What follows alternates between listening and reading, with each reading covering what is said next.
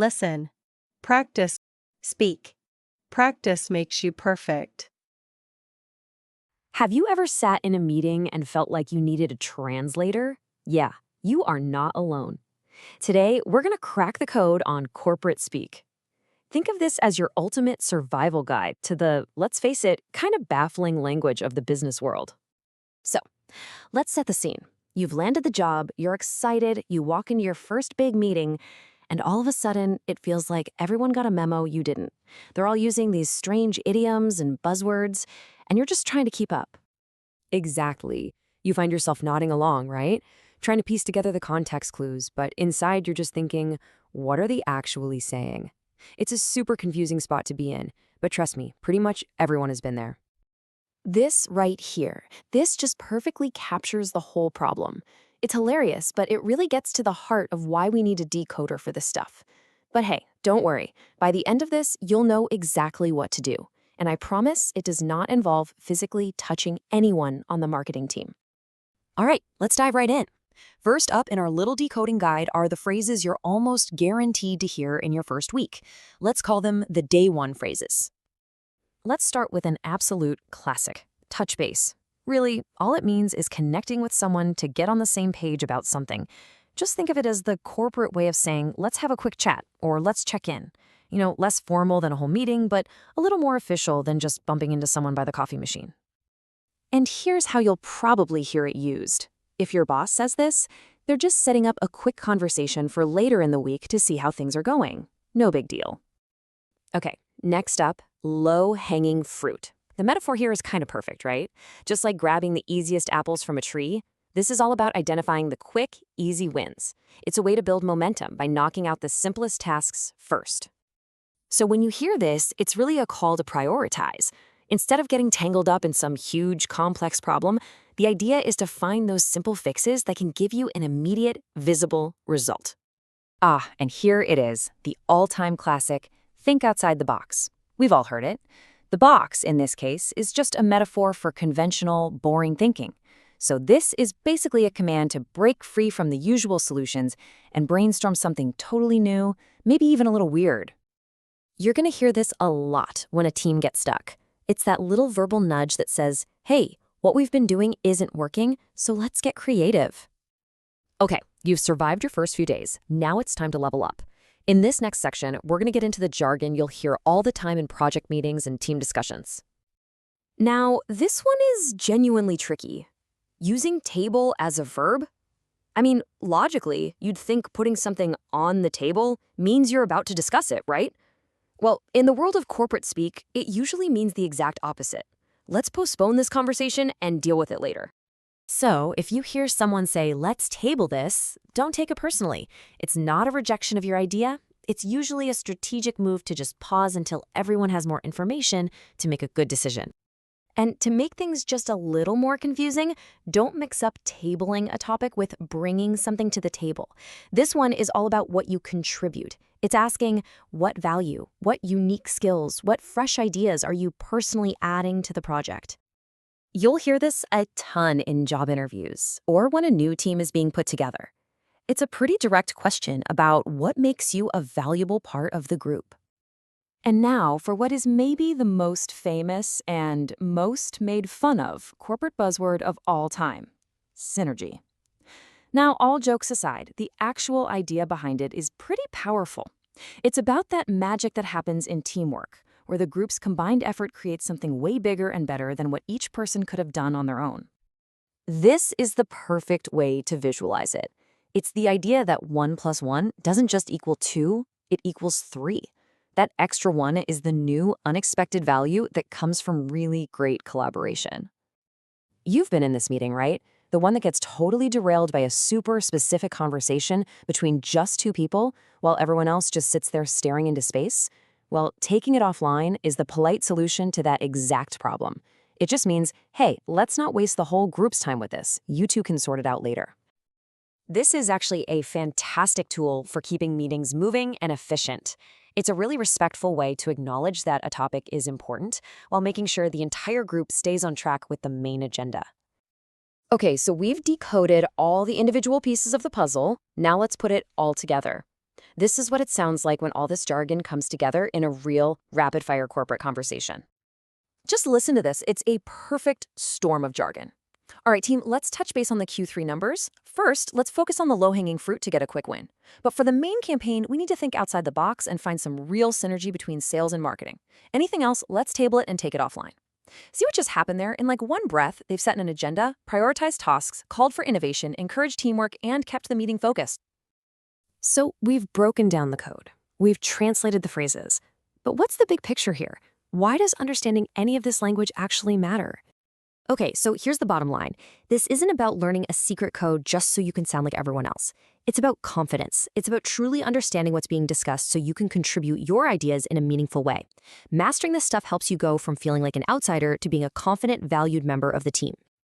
And that wraps up our decoding guide. We've armed you with the basics, but we know the world of corporate jargon is a vast and wild place. So we'll leave you with this question to think about.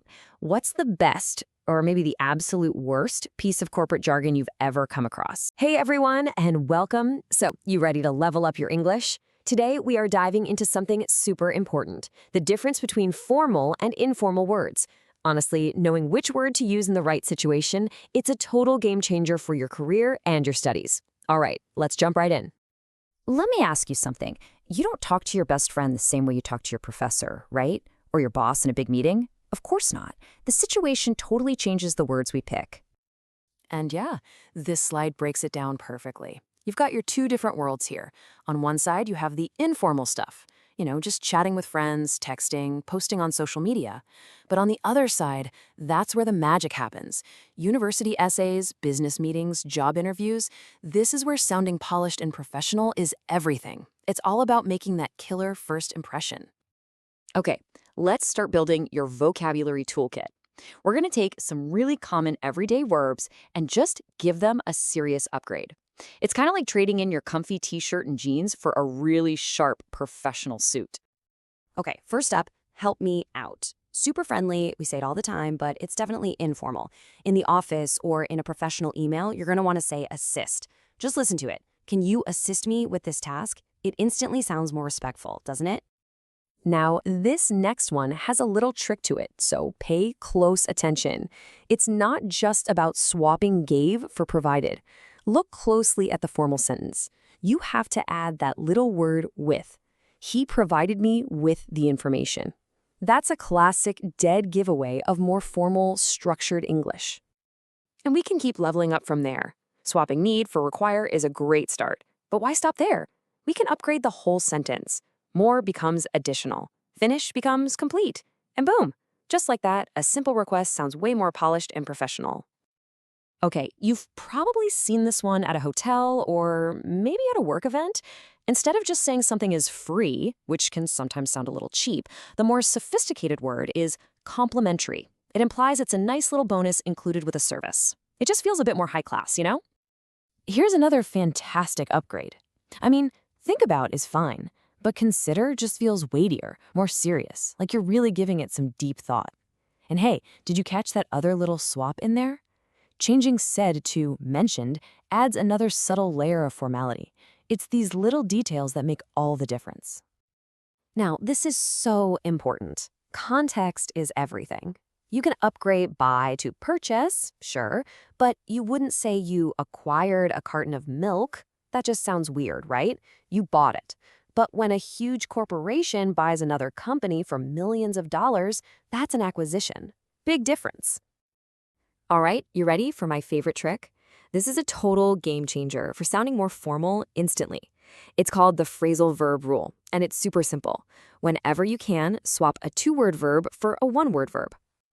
I mean, we use these phrasal verbs all the time in casual chat. Go on, put off, look into. They're everywhere. But look at the formal versions. Continue, postpone, investigate. It's an instant upgrade that makes you sound so much more articulate. Let's look at a classic example. Showed up sounds like something your friend does at a party, maybe unannounced, but arrived? That's clean, professional, and right to the point. See the difference? So simple, but so powerful. Said now. It's super direct, right? Maybe a little too direct for an email to your boss. That's why we have the word declined. It's just smoother, more polite. It gets the same message across, but without sounding so blunt. And one last one for this rule. We all say, I'll get in touch. The formal single word version? Simple. Contact. And hey, for extra points, swap out soon for shortly. It just adds that final little touch of professional polish. Okay, this is where it all comes together. The big reveal. We are going to take a totally normal, casual paragraph and give it a complete formal makeover using the words we just learned. You're going to love seeing this. So here's our before text. Yesterday, my manager asked me to help out. Okay, help out. Very casual. I gave her the information. Simple enough. The meeting for tomorrow was called off. See? There's nothing wrong with it. But it sounds like you're texting a friend, not writing an official work update. And now, look at the after. Wow. What a difference. Help out is now assist. Gave her the information she needed, becomes provided her with the information she required. Called off is now canceled. It's the exact same story, but the tone is worlds apart. It went from a casual chat to a professional report. Amazing, right? So let's wrap this all up. What are the big takeaways you need to remember from all this? Okay, here's your cheat sheet. Number 1, the phrasal verb rule. Ditch the two-worders for the single-word verbs. Number 2, upgrade those common everyday words. Think require instead of need, provide instead of give. Number 3, and this is a big one, context is king. Remember the milk versus the company example. And finally, just know when to use these words. Don't overdo it with your friends, but definitely break them out when you want to sound professional. And there you have it, your brand new toolkit for making your English sound more polished and professional. You're all set to go out there and impress. So, I have to ask, which one of these formal words are you going to use first? Today, we're tackling something that's, well, it's pretty critical for anyone navigating professional communication. We're going deep on formal versus informal English vocabulary. And this isn't just about, memorizing a list of words. Not at all. It's really about analyzing the DNA of formality in English. We're moving beyond that old idea that formal just means speaking slowly or something. Yeah. It's about a conscious choice. Specifically, you're choosing between two big traditions in the English language. Your informal words, like all those short phrasal verbs, they tend to have Old English or Germanic roots. And the formal ones. Those are your precise, multisyllable words. They almost always have Latinate or French roots. So your vocabulary choice is basically a signal. It tells people who you're talking to if you're just chatting with friends, texting. Yeah, that informal Germanic language is perfect. It's natural, it's fast. But if you're submitting a report or talking to a professor, maybe a business partner, Or even just documenting something at work, you have to make that switch. You need that formal Latinate vocabulary. The situation really dictates the language. So our goal today is to pull out 20 pairs of words right from the source material. We're going to show you the formal and informal options, and I think more importantly, explain why one choice just immediately elevates the tone. And we'll start with the biggest pattern of all. It's this idea of replacing a multi-word informal phrase, especially a phrasal verb, with a single, very specific formal verb. Okay, let's unpack that with our first pair. It's a simple action. We all say help out. All the time. I might call a friend, Jack, can you help me out with this task? It's totally fine. It's friendly. But if you're in a professional setting, talking to a supervisor, you want that precision. The formal word is assist.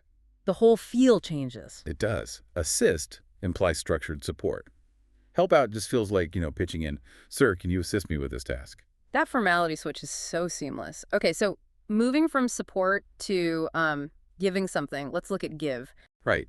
He gave me the information. It's simple, direct, it works. But the formal alternative is provide. Yes, and here's something you really need to internalize. When you adopt these formal words, you often have to adjust the grammar a little bit. How so? With provide, you almost always need a preposition, specifically the word with. Ah, I see. So you don't just provide the information. Exactly. You provide somebody with something. So he provided me with the information. That small structural change is it's a huge tell for formal writing. That's a great little detail. Okay, now let's talk about expressing a need for something. The informal word is, of course, need. I need more time to finish the work. Everyone says that. And the direct formal swap is require. But this is where it gets really interesting because you can start to sort of compound the formality. You're not just limited to swapping one word. Right. You can upgrade the whole sentence. You can.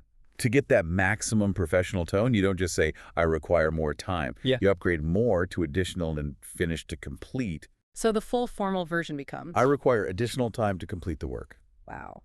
And when you put those two sentences side by side, the informal one, I need more time, it almost sounds a little defensive or rushed. It does. The formal one sounds like a measured professional request. The difference is huge. But that brings up a question for me. Does that level of formality ever risk sounding pompous? That's a great point. It really depends on the culture of where you work and who you're talking to. So you have to read the room. You have to. Senior leadership in a conservative industry, maximum formality is probably expected. If you use that same language with a young, casual startup team, it might just create distance. You have to tailor it. Good advice. Okay, let's do a couple of quick ones. Tell versus inform. Very straightforward, I will tell you later, becomes, I will inform you later. And pair 5 is about cost. We all like things that are free. Of course. But in a formal context, like in the service industry, the word you want is complimentary. And complimentary doesn't just mean free, does it? Not exactly. It means included in the price. So if you're at a hotel, you wouldn't ask, is the breakfast free? You'd ask, I was wondering if breakfast is complimentary. It shifts the tone from sounding like you're haggling to just confirming the value. Precisely. Okay, next up. Think about versus consider. If I say, I'll think about what you said, that's very conversational. Right. But in a business meeting, to show you're taking a proposal seriously, you'd say, I will consider what you mentioned. Ah, and you did it again. You upgraded the main verb, but you also swapped said for the more formal mention. Exactly. It's about elevating the whole phrase. Which brings us to a really key pattern you mentioned. Phrasal verbs, those verbs with a little word like up, out, or off attached, they're almost always informal. Yes, they're typically Germanic in origin, and they're just less precise than their Latinate counterparts. This covers our next few pairs. Let's start with problem solving. I'll deal with the problem later. The single precise formal word is handle. And if we want to add that extra layer of polish, You upgrade the noun too.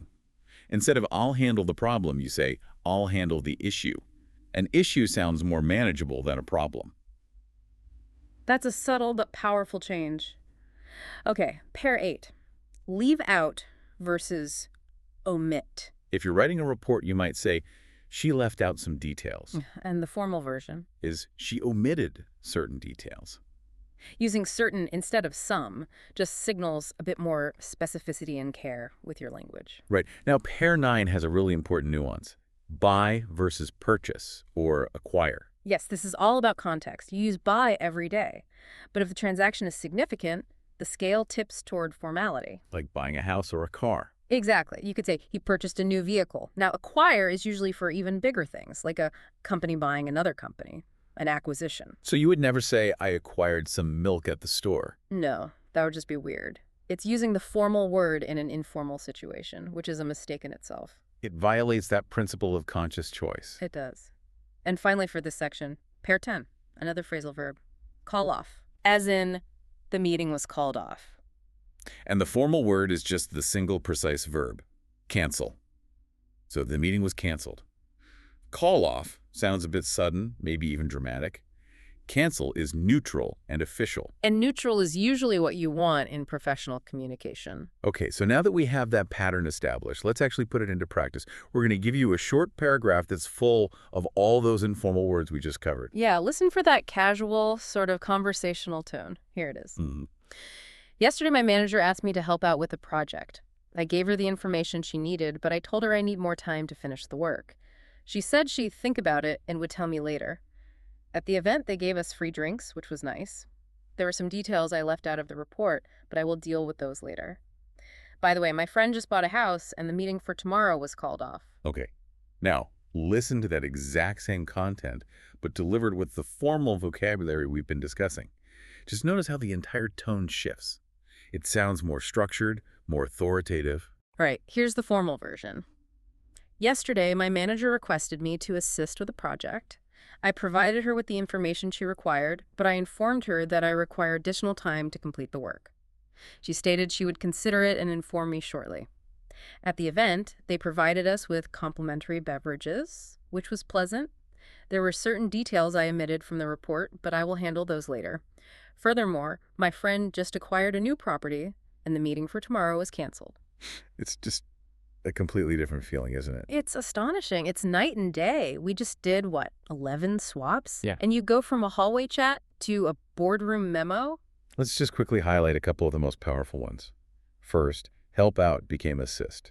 That immediately sets a professional boundary. And I gave her the information she needed. Became, I provided her with the information she required. You see that preposition, with, and the upgraded verb for necessity. And that power of compounding was so clear with, I require additional time to complete the work. That doesn't sound like a delay. It sounds like a scheduled adjustment. Right. And one of my favorites was, gave us free drinks, becoming, provided us with complimentary beverages. Oh, yes. Swapping drinks for beverages is another one of those little upgrades. It is. And finally, that shift from bought a house to acquired a new property perfectly shows that scale we talked about. It signals a major long-term transaction. That exercise really makes it clear. Okay, let's keep this pattern going with 10 more pairs. And again, we're really focusing on replacing those clunky phrasal verbs. Let's group a few together that are about progression or discovery. Sounds good. First up, go on versus continue. Informal. Let's go on with the discussion. The formal, cleaner one-word option is let's continue with the discussion. Simple. Okay, second, put off. Versus postpone. So if you have to move a meeting, you might say you're putting it off. The professional term is postpone. We need to postpone the meeting until next week. Exactly. Third in this group, look into versus investigate. So a team is going to look into the issue. The precise formal verb is investigate. They are going to investigate the matter. Got it. And the fourth one? Is find out versus discover, or even more formally, ascertain. Ascertain. That's a good one. Yeah. So instead of I need to find out more, you might say I will endeavor to ascertain more details about the project. It just means to find out for certain. You can really see the pattern now. The Germanic phrasal verb gets replaced by the single efficient Latinate verb. Every time. Which brings us to pair 15. Show up versus arrive. He showed up late for the party. And the simple, more neutral, formal word is? He arrived late for the event. It just strips away that casual, almost dismissive feel of showing up. I see that. Okay, pair 16 is a classic ask for versus request. Right. So you might say, I'm going to ask for help from IT. But we can upgrade that. We can. We upgrade the verb and the noun. You're not just requesting help, you're requesting assistance. I'm going to request assistance from the IT team. Much better. Pair 17 is for offers. Say no to versus decline. Informal. She said no to the job offer. Formal. She declined the offer. Clean and professional. Pair 18. Talk about versus elaborate on. Elaborate on just means to explain more, to add more detail. So someone presents an idea, and you ask them to elaborate on it. He elaborated on his new idea. Yep. Pair 19 is when you see a lot in formal meeting minutes. Say versus state. Informal. He said he would come later. And again, for maximum formality, you upgrade everything. He stated that he would arrive later. So said becomes stated and come becomes arrive. You got it. Okay, finally, pair 20.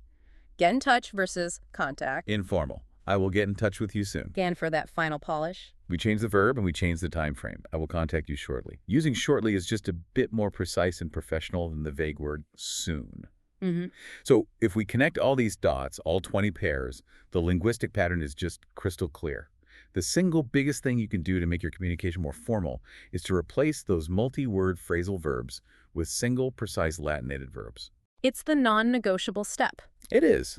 It signals authority, it signals structure, and, well, it signals respect for the professional environment you're in. That really is the core takeaway. So you now have 20 tools, 20 conscious choices you can make to set the exact tone you want in any situation. Whether you're remembering to use with when you provide something, or you state that someone will arrive. You're being deliberate. And as you said, being deliberate is being professional. It is. Absolutely. So we'll leave you with a final thought to consider. Now that you have these pairs in your head, think about the last email or maybe a text message you sent to a client or a colleague. Mm-hmm. Which 3 informal words could you have easily upgraded to immediately elevate your professional communication? The conscious choice begins now. Thank you for joining us for this deep dive into formal language. We are really cracking the code on corporate lingo. We are. This is all about business English, specifically the kind of jargon and vocabulary that you just don't learn in a textbook. Exactly. And it's the stuff that is, I mean, absolutely non-negotiable if you want to succeed in an English-speaking professional world. Right. We're talking about the difference between sounding like, an outsider who needs everything explained and sounding like a seasoned insider who's ready to lead. Our mission today is to demystify, 16 of the most critical phrases? 16 of the big ones. And we're not just giving you definitions. That's the easy part. We're getting into the context, the strategic weight behind them. Because as our source material showed so clearly, getting even one of these wrong can have, pretty serious consequences. Rear-ending consequences. I mean, that opening story was just brutal. Let's unpack that again, because it perfectly sets the stakes. So imagine you're the new employee. You're brilliant, you've got the degree, but you're new to the corporate world. Right. You walk in, day one, and the manager's moving fast to give you your first instruction. And they say, first thing, I want you to touch base with the marketing team. And if you're taking that literally, you're thinking, what? Oh. Touch them. The new hire in the story genuinely wondered, should I physically touch the marketing team? It's a disastrous start, and then it gets worse. To show urgency, the manager adds, it's critical that we hit the ground running ASAP. And again, the literal brain hears, hit the ground and run. You'd be thinking, what kind of chaotic office is this? You just freeze up. Complete confusion. And then the final nail in the coffin, the manager tries to kick things off and asks, should we get the ball rolling then? And the employee, just totally lost by now, asks, what ball? Are we playing football? And the outcome of all this? Fired. Fired for a complete failure to communicate. And that's the brutal truth, isn't it? These phrases aren't just fluff. They are the gears of the corporate engine. Yeah. If you misinterpret touch base, you haven't just missed an idiom. You've failed to schedule a critical update, and that can derail a whole project. Absolutely. So our goal today is to make sure that when you hear these phrases, your brain goes straight to the professional context, not the ridiculous literal image. Exactly. We're turning these weird-sounding phrases into tools for your confidence. So let's start with the language that governs how we interact in meetings. Let's do it. All right, section 1. Communication and meeting management jargon. These are the core connectors. And we have to start with what is, I think, the most common one of all, touch base. Oh, it's everywhere. The source defines it as, to connect with someone, just to align or communicate. But the strategy behind it is what matters. So it's not just a replacement for let's talk. Not exactly. It's a replacement for let's connect. But it implies something brief. It signals a low time commitment and a very specific focus. Okay, so if I say, let's schedule a meeting, you're thinking, 30 minutes? An hour? You're expecting an agenda. Precisely. But if I say, hey, can we touch base tomorrow morning?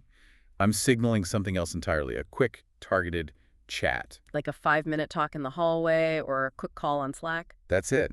Use touch base when the goal is just alignment, a quick status update confirming next steps, not a deep strategic brainstorm.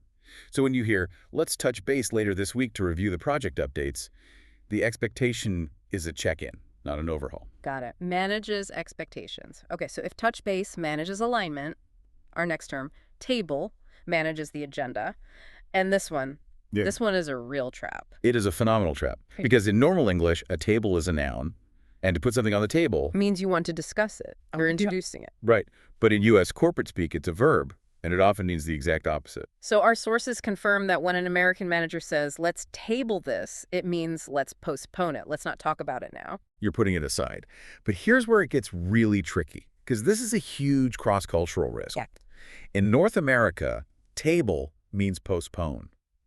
But in the UK and a lot of Commonwealth English, tabling a motion means to put it forward for discussion. Oh, wow. So it's literally the opposite. Literally. So if you're in a multinational company, you have to know your audience. If your boss says, let's table this, you need to know where their English comes from. That's a fantastic point. It's not just vocabulary, it's business risk mitigation. It is. Assuming the U.S. context, if someone says, we don't have enough data, let's table this for the next meeting, your job is to immediately stop talking about it and move on. It's a tool to protect the meeting's flow. And protecting the group's time brings us right to our third term, which you hear all the time in virtual meetings. Take it offline. This means let's discuss it after this meeting, and usually privately. Yeah. It's like pulling someone aside for a sidebar conversation, but in a meeting context. This is the meeting moderator's superpower, isn't it? It really is. You've got 10 people on a call, and 2 of them start getting into the weeds on some technical detail that only matters to them. Wasting 8 other people's time. Exactly. So the leader steps in and says, "This is a bit off track, let's take it offline." And what's important is that it's not a dismissal. They're not saying your point is invalid. They're saying it's not relevant for this entire group right now. It's pure time management. So you pivot. You move that specific conversation to a follow-up email or a separate, smaller call after the main meeting ends. You got it. It keeps the main agenda on track. Okay, our 4th term. This one often comes from a manager, and it signals a change is needed moving forward. Yes, this is a very clear linguistic flag. It's the polite corporate way of saying from now on, things will be different. And the source material scenario was perfect. It's often used after there's been some kind of problem, like bad communication. Right. The manager wants to fix the process without pointing fingers. So they say, moving forward, we'll need to improve communication across departments to avoid delays. There's a strong sense of implied accountability there. Very strong. It's a reset button. It signals that the old way wasn't working and a new standard is now in place. If you hear this phrase directed at your team, you need to understand it's a non-negotiable shift in how you operate. No more excuses. The focus is on future compliance. Exactly. And finally, for this section, the phrase that's all about delegation and oversight, keep me in the loop. Very direct. It just means keep me informed. But the context is all about delegated responsibility. Right. A manager gives you a task, they're giving you the authority to execute it, but they still own the final outcome. And they need to manage their own risk. So when they say, please keep me in the loop on this project, they're setting up their safety net. They need to know about milestones, but more importantly, about roadblocks. So if you're the one told to keep someone in the loop, what does that actually mean in practice? You're not sending them a novel every day. No, definitely not. It means timely, concise updates. Think bullet points. Major progress, significant problems, changes to budget or timeline. The goal is that the person in charge is never, ever surprised. That feels like the #1 rule of corporate life. Don't surprise the boss. It's right up there. Your ability to keep people appropriately in loop is a direct measure of your professional maturity. Okay, that's a great summary of the core connectors. We've covered how to interact and manage meetings. Now let's pivot from communication to execution and strategy. Absolutely. Section 2. This is the vocabulary you use to talk about how projects get done, how they're optimized, and how they're planned. This is the real toolkit for success. And we're going to start with a great one for prioritization. Low-hanging fruit. I do love this one. The analogy is just so perfect. Fruit that's hanging low on a tree is easy to pick. That's all it is. It refers to the tasks or opportunities that are really easy to achieve with minimal effort. They're your quick wins. So when a team is facing some huge, scary project, this is where you start. It's often the best place to start. You tackle the low-hanging fruit first to build momentum. It gives everyone a psychological boost and, it generates immediate results you can show to leadership. The example was, let's focus on the low-hanging fruit to quickly improve our sales figures. So that means what? Fixing a broken link on the website, not redesigning the whole thing? Exactly. Or maybe optimizing a few key SEO terms before you launch a massive new ad campaign. But I want to ask you, there's a danger here, isn't there? Ah, yes, the trap. If you only ever focus on the easy stuff. Right. If you only ever go for the low-hanging fruit, does that mean you're avoiding the difficult long-term innovation that actually drives real growth? That's the strategic tension right there. The phrase is best used for initial prioritization. You get some quick wins on the board. But a leader who only talks about low-hanging fruit probably lacks a long-term vision. You spend all your time picking the easy apples. You never build the ladder to get the really good ones at the top of the tree. Love that. Okay, speaking of innovation, let's go to maybe the most overused phrase in all of corporate life. Think outside the box. Oh, it's a total cliche. The source even calls it that. But despite being overused, you absolutely have to know it. Because it's a direct signal from management. It is. It's their way of saying, the usual ideas aren't working, bring me something new. It simply means to think creatively, to come up with an unconventional solution. So if you hear, we need to think outside the box for this marketing campaign, that is your cue to ditch the standard playbook. It's your permission to propose something disruptive. And honestly, it's often used when management doesn't have a new idea themselves. They're delegating the creative heavy lifting to you. So a good response shows you're not just, a cog in the machine. You can actually innovate. It demonstrates strategic flexibility. That's key. Okay, next up. A term that I think sounds very sophisticated. It turns a simple action into something strategic. Leverage. It is a great word, and its origins are in physics and finance, which is why it sounds so powerful. Right. A lever lets you move a heavy object with a small amount of force. And in finance, leverage means using borrowed money to maximize your potential return.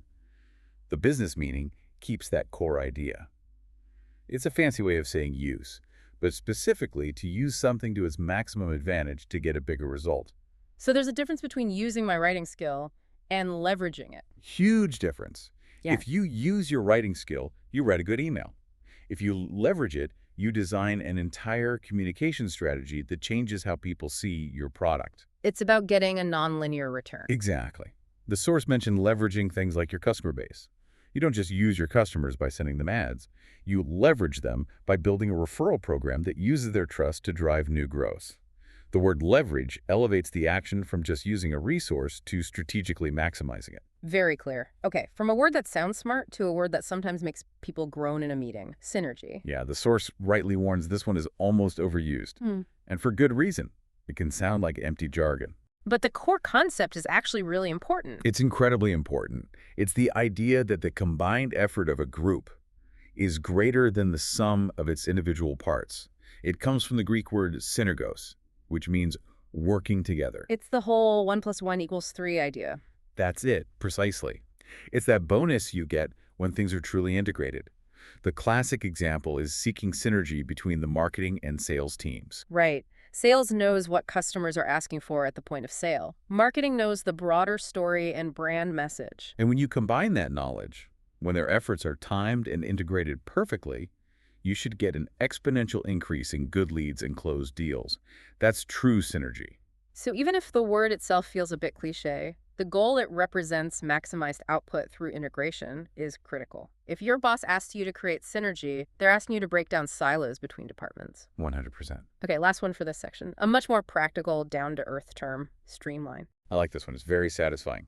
To streamline is to simplify a complex process to make it more efficient. So you use this when a process is just bloated. Too many steps, too many approvals. Exactly. If a simple request has to go through 10 steps and 5 different people, it needs to be streamlined. When you hear, we need to streamline our workflow to meet the deadline, it's a direct command to cut out the waste. So it's not just about making things easier, it's about increasing speed and reducing cost. That's the bottom line. It's the language of optimization and continuous improvement. Fantastic. So these 5 words, low-hanging fruit, think outside the box, leverage, synergy, streamline, they really are the core of strategic vocabulary. They move you from just talking about tasks to talking about strategy. Absolutely. So we know how to talk strategy. Now let's get into section 3. The language of action, ownership, and the final outcomes. This is the vocabulary that dictates how a project actually starts, who's responsible for it, and what happens to it in the end. Right, and we start with a phrase that's all about your personal value. Bring to the table. This one feels very direct. It's about what you, as an individual, contribute. It is. It means to contribute your specific, valuable skills or knowledge to a project. It's your value proposition. And you hear this all the time in job interviews, right? What can you bring to the table for this role? All the time. And they're not just asking for you to list the skills on your resume. They're asking you to connect your skills to their specific needs, to articulate your unique selling point. So it's about defining your contribution. If you're a data analyst, you don't just show up to meetings. You bring to the table the ability to turn confusing numbers into a clear story. That's it. It's how you justify your seat at that table. Okay, so once you're at the table, you need to start. Which brings us back to one of the phrases that got our poor new hire in trouble. Get the ball rolling. Yes. And as we said, it has nothing to do with sports. It simply means to start something, to initiate a project or a meeting. We need to get the ball rolling on the new marketing campaign. It's that moment you shift from just talking about something to actually doing the first piece of work. It is. But it's different from our next phrase, and the difference is important. Yes. Hit the ground running. This one is all about energy and intensity. It's not just starting, it's starting at full speed. Let's go, let's do this. Exactly. We need to hit the ground running if we want to meet the deadline. Getting the ball rolling is just the first push. Hitting the ground running is a commitment to maintaining maximum velocity from the very first second. So if a company hires you and says they expect you to hit the ground running, what does that really mean? They don't expect you to know everything on day one, do they? No, not everything. But it's about your attitude and your ability to apply your past experience immediately. They expect you to learn fast, be self-sufficient, and start producing results without needing a lot of hand-holding. It's the language of high expectations. Very high expectations. No slow ramp-up period allowed. Okay, so the project has started with energy. Now someone needs to be accountable. This brings us to take the lead. Such a simple phrase, but it carries immense professional weight. It means you're in control. It is now your responsibility. James will take the lead on the new marketing campaign. That sentence removes all ambiguity. James is the owner. Success or failure rests with him. And that's where you see careers being made, right? When people volunteer to take the lead, they're demonstrating that they're ready for management, for ownership. It provides clarity for the whole team. If there's a problem, everyone knows who to go to. And that person is usually the one keeping their manager in the loop. The whole system connects. It does. But what happens if James's project doesn't go well? This is where we get the language of, well, necessary failure. Back to the drawing board. A classic. You hear this when a plan or a proposal gets rejected. It means you have to start over from the very beginning, usually with a brand new approach. But it's not a negative phrase, is it? It feels more about resilience. I think so. When you say the client rejected the proposal, so it's back to the drawing board, you're not dwelling on the failure. You're immediately signaling a pivot to the next attempt. It acknowledges that business is iterative. You try something, you learn, you try something better. And it signals the failure was fundamental. Right. A few small tweaks won't fix it. You have to go back to the core concept, to the drawing board, and rethink the entire thing. Okay. And finally, the outcome we're all hoping for. The ultimate sign-off. Get the green light. A perfect analogy. Just like a traffic light. Green means go. It means you have the official approval to proceed. We got the green light from management to start the new initiative. That's the moment the resources get released, right? The budget is approved, the team is assigned. That's the trigger. And if you're waiting for the green light, it means everything else is ready to go. You just need that final executive okay. Trying to move forward without it is a huge professional risk. Wasted time, wasted money. At best. We have now defined and contextualized 16 crucial pieces of this corporate language. But knowing the words is one thing, seeing them in action is another. Right. Fluency comes from seeing how they all fit together in a real conversation. Which brings us to our final section. Real-world application. Let's analyze those dialogues from the source material. The speed and efficiency are just incredible when you see the jargon stacked up. It really is. It allows people to communicate complex ideas in just a few seconds. Let's start with dialogue 1, the one focused on strategy and planning. The key phrases were touch base, low-hanging fruit, think outside the box, bring something to the table, leverage, synergy, table, and take it offline. And it starts right away with efficiency. Yeah. Hey, can we touch base for a few minutes? Right there. It sets the expectation. This is a quick chat, not a formal meetup. Then the first strategic move. We should focus on some low-hanging fruit first. Prioritization. That one phrase communicates a whole strategy. Let's get some quick, easy wins to build momentum before we tackle the big stuff. But they don't stay there. The next line is, we also need to think outside the box. So they're balancing short-term gains with long-term innovation. They're saying optimization is good, and we also need something new and disruptive. And then it shifts to individual contribution. Agreed. Can we bring something to the table that is different? This isn't just a vague request for ideas. It's asking a specific person to define their unique value. And the response is perfectly strategic. I think we can leverage our existing customer base. Not just use our customer base, leverage it. That word implies a plan to strategically maximize the value of that asset to achieve something bigger. And it all builds toward the ultimate collaboration goal. Synergy. We can create some synergy between the sales and marketing teams. They're explicitly stating their goal is to make 1 + 1 = 3 through integrated teamwork. Amazing. And then, at the end, the meeting management kicks in. They hit a roadblock, so they decide to table the discussion, postpone it. And realizing the next part of the conversation isn't for everyone, they agree to take it offline.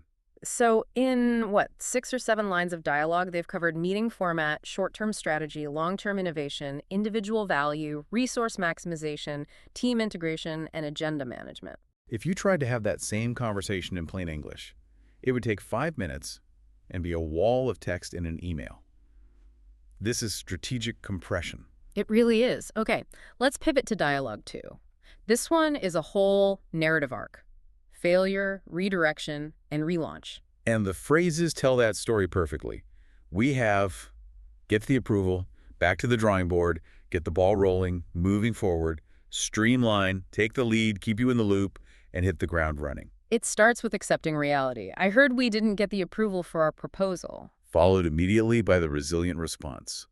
It's back to the drawing board for us. No drama, no blame, just, okay, that didn't work, we start again. And the focus instantly shifts to action.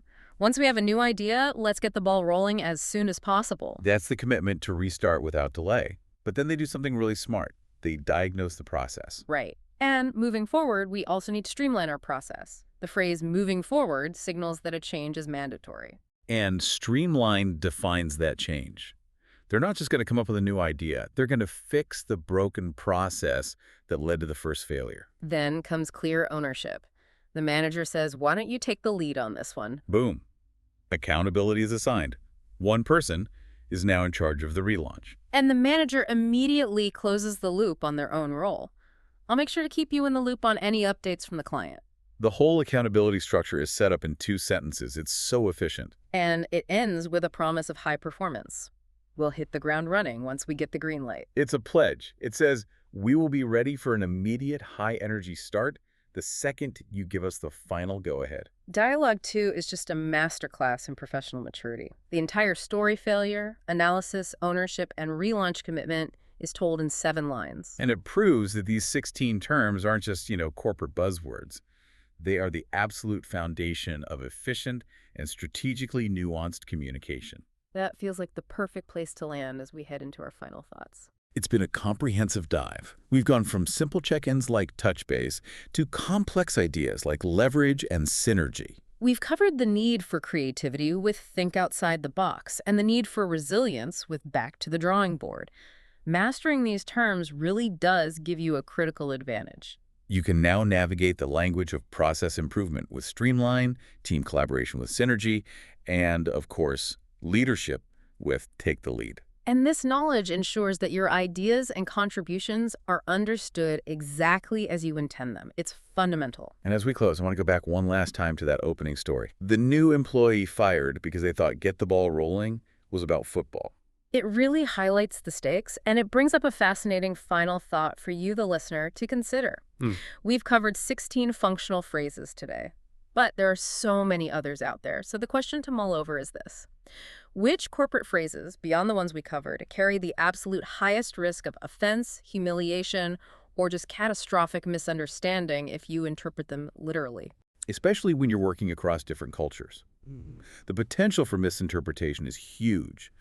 Knowing what the words mean in your office is one thing. But knowing how they could be catastrophically misunderstood somewhere else. That's where true fluency lies. So be vigilant, keep connecting with your sources, and keep peeling back the layers of context. Until next time, keep digging deep.